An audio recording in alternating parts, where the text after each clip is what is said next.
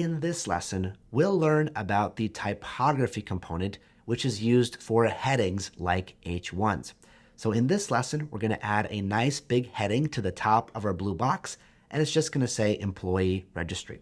So you might be thinking, well, can't I use something like an H1 for this inline?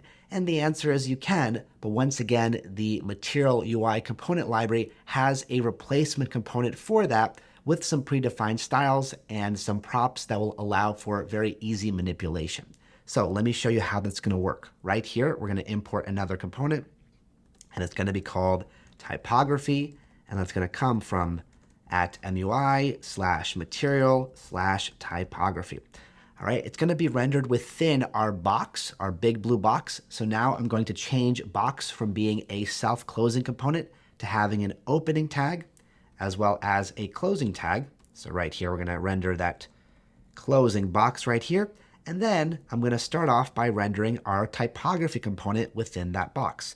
So right here, typography, I'm going to make it similarly have an opening and closing component tag. And then inside, I'm going to write whatever I want the text to be, just like if we had an H1 here. So I would put something like employee registry. Save that. Let's see if it appears. You can see it does not appear with any kind of special styles because the way we're supposed to customize the appearance of this is by combining things like props as well as things like the SX prop, which allows us to provide more custom configured styles. So for example, right here, I'm going to add two props. One is going to be variant, and that allows us to declare the actual underlying HTML element that Material UI is going to use. So here I'm going to add H1 to make sure we understand it's an H1. Immediately you can see that that applies some styling on the right hand side, but right now it looks a little bit too big. We'll fix that in just a second.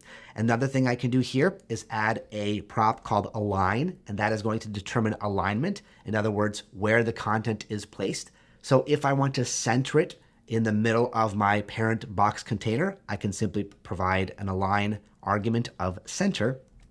And now we're going to center that typography, center that text.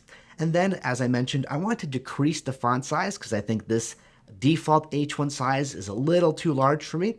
So once again, for most Material UI components, you're going to see that SX prop, and that allows you to provide an object where you customize certain properties. Those properties represent different CSS styles and properties. But again, they might not always match what they are in default CSS. So I would always advise you to look at the Material UI documentation, which will provide a complete list of those properties and what they modify. So in this case, there is one available called font size, just like in HTML. And I'm going to set this to be 3 rem, which should be, I believe, 48 pixels if 1 rem is equal to 16 pixels. So now that's going to give us a little bit more of a reasonable size.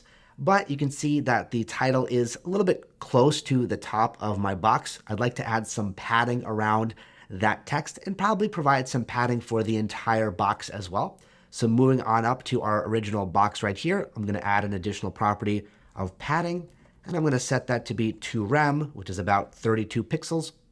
So 32 pixels around every side, top, left, right, and bottom. Save that. That's going to push our text a little bit down and also add a little bit of padding right here and at the bottom of the container as well, and of course at the top. All right, so this is looking a lot more reasonable, and now we used the typography component to render a nice little heading for our application.